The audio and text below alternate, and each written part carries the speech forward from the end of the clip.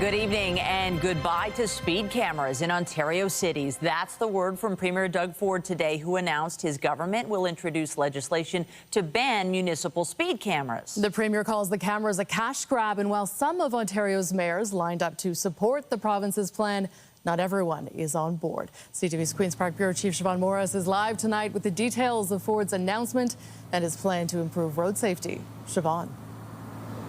Well, the Premier isn't buying research that has showed that cameras like the one behind me have succeeded in slowing drivers down in school zones like this one. There is some concern tonight that by turning these cameras off, lives will be put on the line. In a matter of weeks, speed cameras like this will be nothing more than expensive pieces of street art. The Premier planning legislation to turn speed cameras off this fall. While Doug Ford's government paved the way for these cameras, it's out of control right now, and things have changed. Calling the use of cameras to catch and fine speeders a cash grab. By November 14th, municipalities with cameras have to put up warning signs in school zones to slow drivers down. The province ready to work with them on traffic calming measures that don't involve tickets. If you have a speed bump, you aren't zipping by at all. Or if you have a roundabout, you aren't zipping by. And the warning with the flashing signs coming at you, you know to slow down. The plan has approval of the association speaking for Ontario police officers. Officers are able to exercise discretion, offer real-time education, and deliver accountability in ways that cameras simply cannot. But the Association of Chiefs of Police of Ontario have warned ending the use of cameras will put pedestrians at risk. Research from Sick Kids shows cameras have cut the number of speeding drivers in school zones by nearly half. Ford says he respects those groups, but they'd have 0 tickets if they slowed them down. Instead, we're seeing hundreds of thousands of tickets. That's the proof. Proof in the pudding right there. He emphasizes most municipalities don't have cameras. Municipalities have lost the public trust on the issue of ASE cameras. Vaughan ended its speed camera program a few weeks ago after resident pushback and an explosion in tickets. The people of this city, and I suspect the people of Ontario, want us to focus on what I will call the real criminals. Waterloo Region set up brand new speed cameras on roads it controls in Kitchener just yesterday. But the mayor of that city isn't a fan. We believe that our Vision Zero initiatives, built on a foundation of changing behavior through road design and not punitive measures, has been the best tool to balance safety and affordability. Other mayors hope they can change the Premier's mind. Mr. Ford, please leave the cameras alone. Leave them in front of schools. I know him to be a compassionate person. He does not want the injury or death of a child on his conscience. Well, the timing of exactly when the cameras will be turned off and the fines will stop will depend on how quickly the bill moves through the legislature. Keep in mind, the House won't be back for a few weeks yet. It doesn't reconvene until October 20th. Reporting live, I'm Siobhan Morris. Natalie, back to you. Okay, thank you, Siobhan. And as Siobhan mentioned, not everyone is on board with the Premier's plans. Toronto's mayor says automated enforcement saves lives, and she wants to keep the cameras. Olivia Chow is instead proposing changes to strengthen the system, saying it's the province that needs to slow down. CTV's Beth McDonnell is live tonight with that side of the story. Beth. Yeah, as Premier Doug Ford works to ban speed cameras, Mayor Olivia Chow is working to change the program in the hopes Ford doesn't go through with the ban. With Premier Doug Ford vowing to rid Ontario of speed cameras, Toronto's mayor is fighting back. I think this is a wrong decision. It signals to people that the provincial government is okay with speeding. Olivia Chow is putting forward a motion to enhance the city's automated speed enforcement program with changes, asking for locations to have bigger and visible signage, limiting the number of tickets someone receives before the first offense arrives in the mail, to send notices to homes in walking distances of cameras informing residents the cameras could come down, and to contact their MPPs, to provide MPPs information about vulnerable spots in their area and data on deaths and injuries, and asking the province to provide their rationale and data for removing cameras. We know speed cameras work. They help save lives, and we know speeding kills. Others at City Hall are also speaking out about Ford's ban. I cannot believe an elected official would put lives at risk for a few points in the polls. He should stick to his job and let municipalities deal with streets and safety. There is some strong opposition to the cameras. This September alone, vandals tore down at least 20 speed cameras. Chow argues a Sick Kids and Toronto Metropolitan University study found since 2020 the cameras reduced speed by 45%. And she says revenue generated isn't a cash grab, that fines help victims and fund police officers and road infrastructure. I think we should keep them. It makes people slow down, especially in areas that are high risk for people who need more time to cross the street. And if it's making millions of dollars for the city and it's a penalty for breaking the law, then to me it makes sense to uphold those rules. A bit of a cash grab. I think if they were really concerned with speeders, they would find the people who are much more aggressive and deal with them. Well, I'm against speed cameras. I don't think they give people any kind of leeway whatsoever. I think if you're 1 kilometer over, you're going to get a ticket. Chow is pushing back on the machines being too precise. No evidence at all that, oh, I'm driving 41. Okay, I get a ticket in the area of 40. Show me the evidence. While one councillor wants to see more changes. People should not get dinged if they're slightly over the speed limit. Further driving the debate over speed and what to do about it. The mayor's motion will go to the Infrastructure and Environment Committee tomorrow. Reporting live at City Hall, I'm Beth McDonnell. Natalie, back to you. Thank you, Beth.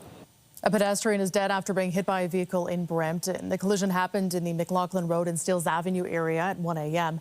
Police say the pedestrian was taken to hospital in critical condition and did not survive. The driver remained at the scene. There is no word yet on whether charges will be laid. The Peel Police Major Collision Bureau is investigating. And Toronto police are investigating an apparent hit and run downtown. Police say a pedestrian was struck in the Queen and Church area shortly before 7 this morning. The vehicle did not remain at the scene. It is described as a black pickup truck. A woman in her 60s was taken to hospital, but it's not clear how seriously she was hurt. The roads have now reopened. Also tonight, the big picture on micromobility, reinforcing the rules of the road for cyclists, e-bike riders, scooter users, and more. Rolling out public awareness on city streets. That's just ahead. But first, let's take a live look outside and looking quite interesting this hour. We're seeing a bit of sunshine, but certainly some clouds there. They are, however, parting, and the rain is due to clear out, which is lovely to hear. Lindsay Morrison, give us all the good details. Oh, Michelle, it's been days of unsettled weather. More rain in the last couple of days than we usually get in the entire month of September, all of a sudden. But now here comes the sun in many pockets of the GTA. Still a couple of sprinkles of rain and a little bit of drizzle here and there, but we are almost done with this. Here's a look at some of that rainfall amounts. We're now at 102 millimeters of rain for the month of September, above average. The last 4 days, more than 80 millimeters, and that does not include today. So we're going to see those numbers go up further. Winds are coming out of the northwest right now. Current temperature is 21 degrees, but it feels like 26. And as we make our way into the night tonight, 14 degrees is cooler than the last couple of nights, but it's still above seasonal. Watch for some patchy fog. And then tomorrow, an extended period of sunshine. And not just tomorrow, through the weekend. We're going to talk all about your forecast coming up. For now, Natalie, I'll send it over to you. Thank you, Lindsay. Still to come tonight, signed and sealed, but not delivered to your door. Ottawa directs Canada Post to end home delivery. What it means for your mail, just ahead.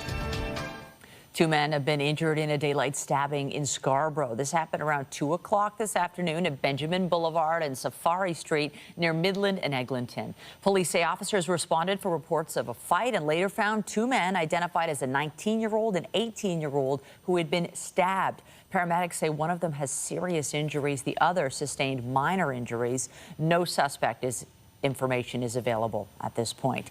And a man has died after an industrial accident this afternoon in Vaughan. It happened around 2:30 at a concrete company near Keele and Teston Road. York Regional Police say a 63-year-old employee of the company was killed when a concrete slab fell on him. He was pronounced dead there on the scene. The Ministry of Labour is now investigating. Police in Wisconsin are investigating the shooting death of a Stouffville native. Mike Robinson was in the state on a golf trip and was killed just hours after getting his first ever hole-in-one. Here's CTV's Adrian Gobriel with more. Michelle Giovanni Michael Robinson was known simply as Mike here in his hometown of Stouffville. Many also joked that he was the mayor of Stouffville because he knew everyone. His family have been left shattered, though they're determined to share his story of life and love. 5 weeks ago, Mike Robinson and his wife Rachel welcomed their first child, a baby girl named Farah, into the world. On Wednesday, the 32-year-old father experienced another lifetime event, sinking his first hole-in-one at a Wisconsin golf course he dreamed of playing at with friends and family. One of his first phone calls after draining the shot was to his brother Jacob back in Canada. That phone call is just, it's playing in my head. Mikey! Mikey! A few short hours later, Robinson was murdered. A subject who was shot and is not conscious, not breathing. It's the worst phone call I've ever had, yeah. It brought me to my knees. Robinson had just wrapped up dinner with some of those he'd golfed with that day. His family believe he was walking to his hotel in Sheboygan Falls, Wisconsin, when the young father was shot. Police believe a suspect was driving a small, dark-colored SUV. My brother was one of a kind, and he touched a lot of people's hearts. Speaking to CTV News from Pearson International Airport, on his way to bring home his brother's body, Jacob Robinson wants Canadians to know his brother's life story. He was my best man, and I always joked around that, yeah, he was my little brother, but he was my big brother to me. I looked up to him in every aspect of life, and he was a true gentleman. Robinson, a skilled hockey player, was drafted into the OHL, played in the ECHL and in Europe, and was now living in Pennsylvania, where he worked for a golf company. Robinson was scheduled to fly back to Canada next week for his sister's wedding, which is now being postponed. My sister's wedding is going to be now my brother's funeral. Jacob has now assumed the responsibility of keeping Mike's memory alive for his young daughter, Farah. He loved her so much, and he loved his family. Mike Robinson's immediate family have all arrived in the U.S. His father says they're expecting autopsy results tomorrow morning. They want to thank Canadians across the country for their prayers and their support. Michelle, Natalie, send it back to you. Okay, thank you, Adrian. Here at home, Toronto police are investigating a shooting in Scarborough last night. It happened just before 10 p.m. near Shepherd Avenue and Brimley Road. The victim, a man in his 40s, was taken to hospital with life-threatening injuries. Investigators have not released any information about possible suspects. Anyone who has information is urged to contact police. Niagara Regional Police are investigating a shooting in Grimsby that left one person wounded. Emergency crews were called to an area on South Service Road near the Stony Creek border around 7:45 last night. They found a victim who was taken to a trauma center with serious injuries. The suspect was last seen on foot, but investigators say the only description they have is of a male who was wearing dark clothing. Anyone with information is asked to contact police or Crime Stoppers. 3 youths were arrested at the scene of a dramatic collision in the Sherbourne and Carleton area last night. It happened just after 10:30 p.m. Police say officers nearby received an alert from the automated license plate recognition system on a vehicle that was listed as stolen. That vehicle was then involved in a collision, causing it to flip over. All 3 occupants were arrested at the scene. 5 people were taken to hospital with non-life-threatening injuries. Toronto police have released the results of their latest safety campaign. Hundreds of tickets have been issued to e-bike and other micromobility vehicle users, as well as people driving distracted in school zones. CTV's Janice Golding has the details. More and more people are using micromobility vehicles, but with increased use comes an increase in safety complaints. I think I've witnessed about 20 almost accidents. Just, Liberty Street's so busy. Some of them duck through traffic. Some of them aren't stopping at the stop signs. And let's say you're in a cab or in a car and you're opening the door. You have to be really careful to make sure that they're not being doored, but they don't pay attention to you. So they don't abide by the rules and regulations. They always use the pedestrian way. As safety concerns kept mounting, Toronto City Council made a recommendation to enhance public awareness, and that led to an education and enforcement blitz from late August to mid-September. Police focusing on bicycles, electric bikes, e-mopeds, and e-scooters. What we discovered with this plan, which was really interesting, was a lot of people didn't understand why they were being stopped. They didn't understand what they did wrong. Police stopped thousands of riders, including food delivery people, and had lengthy conversations with them about the rules and regulations they were breaking. They were going down the wrong way of a one-way street. They were going through a red light, and really, they were actually up riding their bikes on the sidewalks, and you'd see people jumping out of the way. 179 Highway Traffic Act tickets were issued to the most egregious offenders, with fines ranging from $110 to $350. But I can tell you thousands of conversations, and who can put a price on education when you're having those one-on-one conversations regarding public safety in the City of Toronto. Janice Golding, CTV News. Well, York Memorial Collegiate was closed today because of a gas leak. The call came in just before 9 this morning, causing the school at Keel Street and Rogers Road to be evacuated. No injuries were reported. Officials closed the school for the day, and the TDSB says as a precaution, students have transitioned to virtual learning for today. The RCMP has charged 7 people from the GTA in connection with what it calls one of the largest known drug trafficking operations conducted on the dark web in Canadian history. The RCMP describes the dark web as a hidden and encrypted part of the internet that is not accessible by regular search engines. It is used by criminals to conceal their identity and evade law enforcement. The criminal enterprise was allegedly responsible for shipping 400 packages of drugs a week across the country. Police seized various narcotics, including cocaine, meth, heroin, and ketamine. The group was identified on the dark web under the brand Roadrunner, and authorities in Canada were first notified by police in Germany. The accused have been charged with various drug trafficking-related offenses. The Canadian Union of Postal Workers is declaring a nationwide strike effective immediately. It says the move is in response to an announcement by the federal government today. This afternoon, Ottawa said door-to-door mail delivery will end for almost all Canadian households within the next decade. CTV's Rachel Aiello has the details. We learned today that Canada Post is effectively insolvent, and the situation facing an institution generations of Canadians have relied on is unsustainable. So the government is forcing immediate changes to mail delivery to try and save money. How and how often Canadians' mail is delivered is changing. Today, the federal government directed Canada Post to end door-to-door delivery, lifting the decade-old moratorium on community mailbox conversions. I want to be clear. Canada Post has an obligation to serve all Canadians in every community in Canada, and that will not change. While 3/4 of Canadians already receive mail in a communal location, within the next 9 years, the remaining 4 million addresses will stop seeing mail carriers at their door. Canada Post will inform Canadians as they go. Citing reduced demand, Canada Post is also being told to lower its letter mail delivery standard, meaning instead of it taking between 2 and 4 days for small deliveries, it could take up to 7. And changes are also coming to rural post office operations, as recently recommended by an industrial inquiry. These measures will help stabilize Canada Post's financial situation by generating close to $500 million per year. Since 2018, Canada Post has lost more than $5 billion and is on track to lose close to $1.5 billion more this year. And stalled labor negotiations between postal workers and management have exacerbated the crisis. Despite the minister's hope this move could bring both sides back to the bargaining table, the union is already sounding alarms about job cuts. We're not going to take that laying down. Instead of improving the service, they're going to cut the service, so there's going to be nothing left of it. The government says while it is removing barriers to reform, the corporation also needs to reduce costs and review its management structure. In a statement, Canada Post said it welcomes the changes and vowed to work with urgency to implement them. Rachel Aiello, CTV News, Ottawa.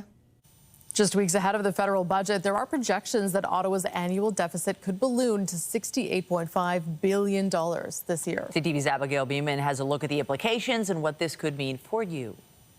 The parliamentary budget officer briefs a committee of MPs on his new economic and fiscal outlook. I think everybody should be concerned. It's a really serious day. The report projects a sharp hike to the annual deficit from $51.7 billion last year to $68.5 billion this year. All of which will add to the cost of living for Canadians. Why is it how is it possible that any prime minister could have been more expensive than Trudeau? A large part of that is in response to what has happened, not by choice, but we had to be there for workers. If you're in the auto sector, the steel industry, in the forestry industry, you expect your government to be there.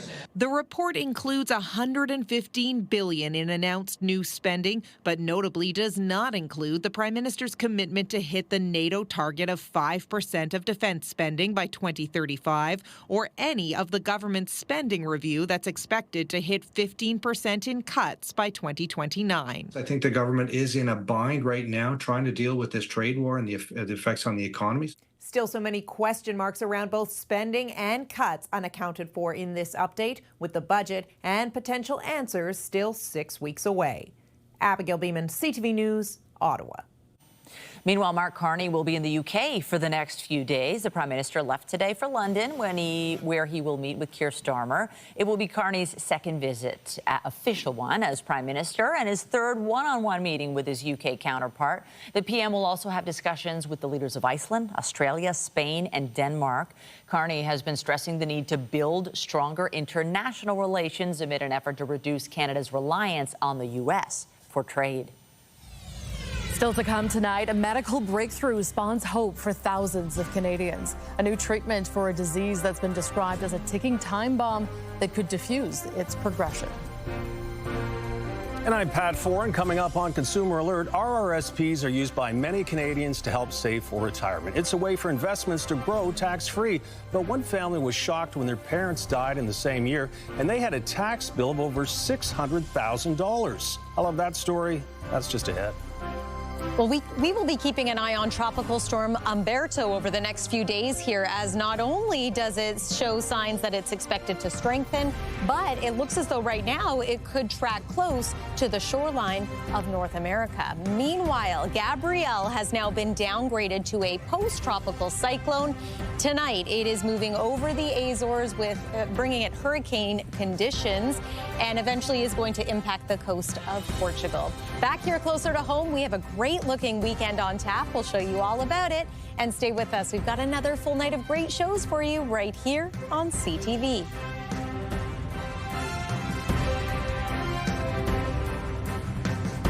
When you see it happen, send it to CTV News. Text 10400 from your screen to ours. Text 10400. Registered retirement savings plans, or RRSPs, are used by many Canadian families to save for their retirement. They're seen as a great way to put money away for the future, and while there are tax breaks, you'll eventually have to pay tax when the money is withdrawn. Here's Pat Foran and a Consumer Alert. Pat. Thanks, Michelle and Natalie. A Burlington husband and wife saved throughout their lives in RRSPs with thoughts of leaving the money to their children, but when they both died in the same year, the family was shocked to get a final tax bill of more than $600,000. Last year was a difficult time for Ashley Galley and her Burlington family. Her mother, Jackie, who worked as a nurse, died in January at 62 years old. And in December, her father, Michael, who worked in business, passed suddenly at 63. The couple were high school sweethearts. We think that my dad passed away of a broken heart. Gallia describes her parents as hard workers who saved to buy a cottage in 1998 and always put money away in their RRSPs for their retirement. 5 years ago, they sold their home and made the cottage their principal residence. When they both died last year, Gallia's mother's RRSP rolled into her father's for a total of $715,000. When her father died, the RRSP had to be taxed as income at about 50%, and there was capital gains on the cottage. The family had a tax bill of $659,000. It made me more angry than anything. We've just lost both of our parents inside of 11 months. Gallia says to avoid selling the cottage, almost the entire amount of RRSPs her parents saved had to go to pay the tax bill. She says she and her brother expected some of the funds and were shocked almost nothing was left over. what happens to the RRSP. Maybe there's a better vessel to put that in so that it does pass on to your kids or who you'd like it to pass to. If you want to do some retirement income planning for tax efficiency, at least by the age of 55 or 60. Tax expert Evelyn Jack says families should adopt a strategy to reduce the amount of tax they pay, use life insurance, and get advice from a professional to avoid a massive tax bill when a loved one passes. Take a tax hit earlier on so they can avoid a top marginal tax rate at death. And in the process, put that money into more tax efficient vehicles, for example, a TFSA. Gallia says she's still grieving the loss of her parents, but wanted to share what happened to her family to help others. Other people learn that maybe RRSPs aren't the best option for them, then at least I've done something to be helpful or beneficial, and I think my parents would be proud of me for that. And Jack says anyone who owes the CRA money following a death can take 10 years to pay it back, but there will be interest. Anyone with substantial assets and investments should seek tax advice to try and lessen their final tax bill. On your side, I'm Pat Foran. If you have a consumer story idea, email us at alert@ctv.ca. All right, well, the weather story this morning, we saw a lot of rain. We were putting on the rain boots, the rain jackets, the umbrellas, and a bit of a different story moving forward now. It is so nice that we're going to put, because we got hit. That's so much. We've had enough rain. And when you look at the forecast, in the foreseeable future, we've got the sunshine. It's stunning. Timing is everything. You know, we went from saying how dry it was, then we had days of rain, and now we are in for a run of sun that's going to begin tomorrow and continue into the weekend. Oh, I think you're going to like what you see in this forecast. But here's what it looked like earlier today. Another gray sky kind of day. And yes, we had periods of rain. We've had drizzle. We've had heavy downpours in some areas again today. You know, overall today was a soggier day than I was expecting it to be. And part of the reason why the disturbance that impacted us today was so slow moving, we just really couldn't get rid of it. Speaking of which, that same slow moving system yesterday brought very heavy amounts of rain to extreme southwest Ontario. I want to point out Harrow, which is southwest of Chatham, 126 millimeters of rain yesterday. So no surprise, there was flooding in Essex County, along with little pockets of the GTA, some localized flooding the last couple of days. We are now saying goodbye to this so long low pressure system. Hello, drier weather and some sunshine. Feels like it's been a couple of days, doesn't it? Here's how this looks to play out. Into tomorrow, maybe a little bit of fog or cloud in the morning. By Friday afternoon, we are enjoying mainly sunny skies. Saturday, an increase in cloud, maybe a mix of sun and cloud, and a slight chance of a few scattered showers. So just be mindful of that. But Sunday looks to be a dry day with wall-to-wall sunshine. It's also going to be very hot and humid that day by September standards. And we've been talking about the humidity for days now. So wait till you see what's in store. Right now, it is 21 degrees. It feels like 26 at Pearson Airport. Our average temperature or seasonal norm is now about 18 degrees. So keep that in mind as we take you through the forecast. Overnight tonight, I should say last night, we were at 18 for a low. Tonight, it's a little bit cooler at 14 degrees, but still warmer than normal. Tomorrow, mainly sunny skies, as mentioned in the afternoon. 24 degrees. It's going to feel more like 28, and it's a similar situation right across southern Ontario, central portions of the province, and into the east. Still a good chance that you could experience a couple of sprinkles of rain tomorrow for areas north of the GTA. But look at this 7-day forecast. What a difference, what a change, and just in time for the weekend. So there's Sunday, 26 degrees is going to feel like 30. The sunshine will follow us into the early part of next week with daytime highs remaining warmer than normal in the 20s.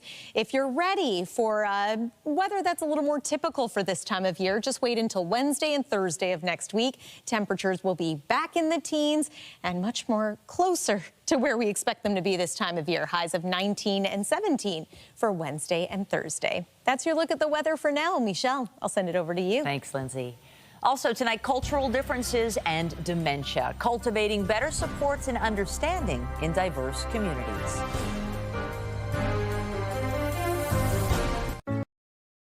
There is promising news out of the UK for those living with Huntington's disease. An experimental gene therapy has been found to slow the progression of the disease. It marks a major step toward a potential first genetic treatment for the condition. According to drug maker Unicure, patients who received a high dose of its AMT-130 therapy for Huntington's disease saw disease progression slow by 75% after 36 months. The full study results have not yet been published in a peer-reviewed journal. The Amsterdam-based company said it plans to submit its data on AMT-130 to the FDA early next year. Huntington's disease is an inherited and progressive brain disorder caused by a genetic mutation. The rare disease triggers nerve cells in part of the brain to gradually break down and die, leading to uncontrolled movements, emotional or behavioral problems, and loss of cognition. There is currently no treatment that can cure, stop, or reverse Huntington's disease, but some of the symptoms can be treated. Well, communicating with people with advanced dementia can be difficult. And cultural differences can compound those problems. We get more now from our health reporter, Pauline Chan. Ngozi Aranya's connection with the Alzheimer's Society of Ontario started when her father gradually began showing signs of dementia. And one time, staff in his residence were startled by his gestures. Which to us may seem a little bit jarring, but they had this kind of like approach that was kind of like, demonstrative. But Ngozi recognized it as a welcoming gesture from his native Nigeria. And she started thinking. What about the other families who maybe don't speak English, who come straight from another country, cultural differences, faced a lot of barriers? Data from the U.S. and the UK show the BIPOC population has higher rates of dementia, but often faces difficulty accessing care. So Aranya and a group of dementia experts have created a video called Dementia in the Afro-Caribbean Community.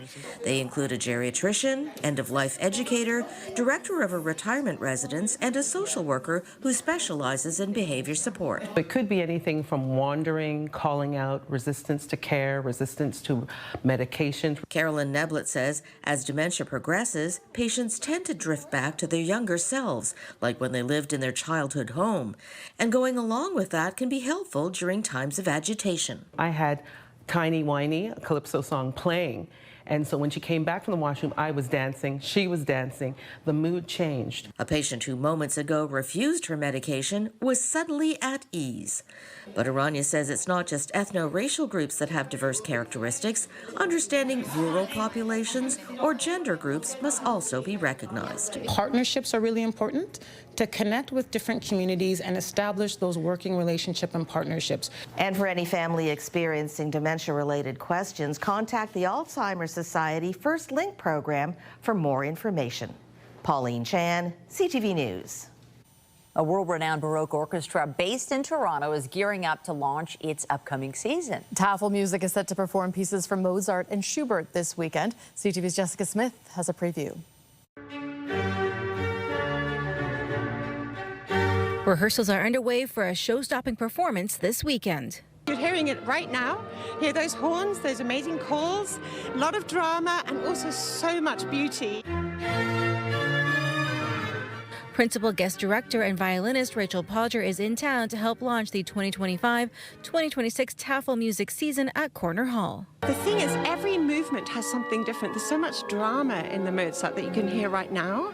And then the smaller movements are dances. So the minuet, for instance, you kind of feel like you want to dance. Performing in a classical orchestra style, the first show this season features music of Mozart's 40th and Schubert's 5th Symphony, set to evoke emotion and take your breath away. So we have string players, so violins and violas and cellos and double bass. And then we have wind players, so we have 1 flute, 2 oboes, 2 bassoons, and 2 horns. The group is comprised of 27 local musicians working as one to play some classics. It's actually quite an emotional experience as well, just to see people play and have so much fun on the stage. It's very bonding. The Taffel Music 2025-2026 season begins this weekend, and there are multiple shows running all the way through until May of next year. Jessica Smith, CTV News. Also tonight, it doesn't get any more Canadian than this. The Moose Sea mascot that will cheer on this country at the FIFA World Cup. We reveal the cast of characters representing the host countries just ahead. It's out of control right now, and things have changed. Updating our top stories now, the Premier says speed cameras will soon be outlawed in Ontario. Doug Ford calls the devices a cash grab and says there are better ways to slow down drivers. The government will introduce legislation to turn the cameras off by mid-November. I think this is a wrong decision. It signals to people that the provincial government is okay with speeding. Not everyone agrees with the province's plan. Toronto's mayor says the city needs to enhance its automated speed enforcement program with better signage and wants the city to send notices to those in walking distance of the cameras to warn them the cameras could come down and asking them to contact their MPP. A lot of people didn't understand why they were being stopped. They didn't understand what they did wrong. And still on the streets, Toronto police have released the results of a crackdown on people using micromobility vehicles like scooters and e-bikes. Police say they stopped thousands of riders, including food delivery couriers, from late August to mid-September. 179 Highway Traffic Act tickets were issued with fines ranging from $110 to $350. Remember to keep up to date day and night at ctvnewstoronto.ca and by downloading the CTV News app. And if you have a news tip, photos, or video of breaking news, let us know. Starbucks is cutting jobs and closing some stores across North America as it works through a $1 billion restructuring. BNN Bloomberg's Morella Fernandez has the latest. The coffee chain will close an estimated 400 locations it says are underperforming. 900 jobs are also being cut. This is the second round of layoffs for Starbucks. A new CEO is trying to turn things around for the coffee chain, which has reported slowing sales in the U.S. for the last 6 quarters. The president of Constellation Software is resigning for health reasons. Mark Leonard founded the company in 1995. The chief operating officer will take over as president. The resignation news sent shares plummeting today. And shares of Aya Gold and Silver dropped dramatically today after an activist investor group, Blue Orca Capital, accused the Canadian company of overstating how much silver it has. Shares sank more than 20% by early afternoon. Here's a look at how the trading day ended. The Canadian dollar is down to 71.73. West Texas Intermediate is up to 65.20. Western Canadian Select is up $1.48 to 53.18. And the TSX dropped by 24 points today to 29,731. Those are your business headlines. I'm Morella Fernandez. The Business Report is brought to you by Canadian Western Bank, the bank built for business. A new Royal LePage survey suggests first-time home buyers are taking a wait-and-see approach to their purchase plans. It says 13% of Canadian adults are working towards their first residential purchase in the next 2 years. Air Canada estimates this summer's flight attendant strike costed about $375 million. The airline says it now expects to make around $3 billion in earnings for the full year before interest, taxes, depreciation and amortization. Projections were up to $3.6 billion made in August. The Toronto Blue Jays know they are going to play October baseball. They just don't know yet when and against who. This one is in the air to right center. It's deep, and it is gone. The Jays will try to avoid a sweep against Boston after losing 7-1 last night. It allowed the Yankees to move into a tie with Toronto for first place in the American League East. But the Jays hold the tiebreaker over New York with 4 games to go in the season. If Toronto holds on, it will get a bye into the division series. If not, the Jays will play a 3-game wild card set that begins next Tuesday. And a lot of fans are still optimistic about the postseason. All 3 potential home games of the division series sold out on Ticketmaster today. Games 1 and 2 went within 30 minutes. Game 3 sold out in under 90 minutes. The 100 sections went for as high as $618. The cheapest in the 500s were about $86. But there was still a sizable number of seats left for the wild card series, mainly in the 500 sections, as well as some in the 100 and 200s. Toronto Maple Leaf tickets are always in demand, but they are on the road tonight for their 3rd game of the preseason. In comes Pinto behind Matthews. Shane Pinto in, shoots, scores! The Buds lost to Ottawa on Tuesday. This evening, they visit the Montreal Canadiens for the first of 2 games against the Habs. The teams will square off again on October 8th in Toronto for the first game of the regular season. The Leafs are 1-1 so far in the preseason. Canada will take the field on Saturday against host England for the Women's Rugby World Cup final. And today, the Canadian coach said he is looking forward to the challenge. I think that was expected if we wanted to win the World Cup. If we want to win the World Cup, that England will be on our way. So just like excited for the game. Hopefully we can inspire the next generation of great Canadian rugby players and grow the game back home. So not only the next generation that will play for the national team, but the next generation of club players and community players that will grow the game and just make it a more popular sport back home. Canada will be looking to repeat last weekend's incredible semi-final win against New Zealand. On Saturday, a crowd of about 82,000 people is expected for the championship game. Canada is appearing in its second final after losing to England in 2014. We have not beaten them in the last 13 meetings. England has won the trophy 3 times. Meanwhile, Toronto will host 6 FIFA World Cup games next summer, and now we are getting a look at the uniquely Canadian mascot that will be cheering on the home team. Good morning, Canada. Time to check. That is Maple the Moose, one of 3 mascots who will represent the host nations at the tournament. Ours will wear Canada's home kit. The mascots will also have their own narrative designed by FIFA, which gives them a unique backstory and playing position on the soccer pitch. Clutch the bald eagle will represent the U.S., while Zayu the jaguar will help rally fans of the Mexican team. Still ahead tonight, out of their shells and onto the stage. A free singing program helps kids open their minds to music with lessons that will last a lifetime. Tonight, a Canadian father shot dead in Wisconsin. It's the worst phone call I've ever had, yeah. It brought me to my knees. A family broken apart and a tragic chain of events during a golf trip. Later on CTV National News, right after tonight's NFL game. And a reminder, the CTV News at 6 podcast is available as a download every weeknight. And a special hello to those of you listening to the newscast live on News Talk 1010. Get Toronto's top stories, breaking news alerts, and watch live. Download the CTV News app. Tomorrow at 6, Jennifer Neville Lake reflects on her grief. It will be the 10th year since my family was killed. After her unimaginable loss. My sentence doesn't end. My sentence lasts forever. Tomorrow on CTV News at 6.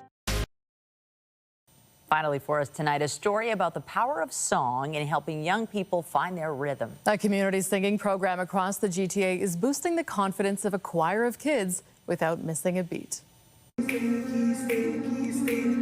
In this community center classroom, this singing session for kids is hitting all the right notes. It's such a cool environment to be in to sing. I like to perform. It makes me feel carefree. The I Love to Sing vocal arts and performance program is a free drop-in for youth in underserved communities across the GTA, offering opportunity for artistic expression that for many kids can be key. It's more than just a singing program. It's really an encouragement to the individual to express themselves, develop community, develop self-confidence. As we praise your holy name. Taught by teachers like recording artist Latoya Hall-Downer, You deserve the glory. Who is now a musical mentor to these rising stars. They're going to sing anyway, but just to guide them in a way where they can now be more intentional about what they're doing. They get comfortable and they showcase talent that is just out of this world. Shantice Henry is a pitch-perfect example. She discovered the I Love to Sing program as a teenager and is now giving back as an instructor. Someone like me who's very shy sometimes, and I have talents that I want to be able to showcase to the world, and I think sing really helped bring that out in me. Some of the current students will tell you their own confidence has come a long way too. Because I was a little scared, and then once I met everyone, I felt way better. While others admit they were born ready for the stage. I've performed a lot, so my whole life. My brain just logs every lyric. I sing a lot at home, in the car. This is a chance to take that anywhere, anytime singing to the next level. Teaching form. Shoulders should be flat. And finesse. How to do the different pitches, then how to do a chorus together. Come the spring, these students will join the city's best, performing at the Sing Vocal Arts Festival in May. Out of their shell and onto center stage. We've seen kids who start at the very back and they're very shy. And by the end of the program, they're at the front saying, I want to sing this, I want to do a solo. Music to the ears of the people who make it possible, as these kids find their voice in more ways than one.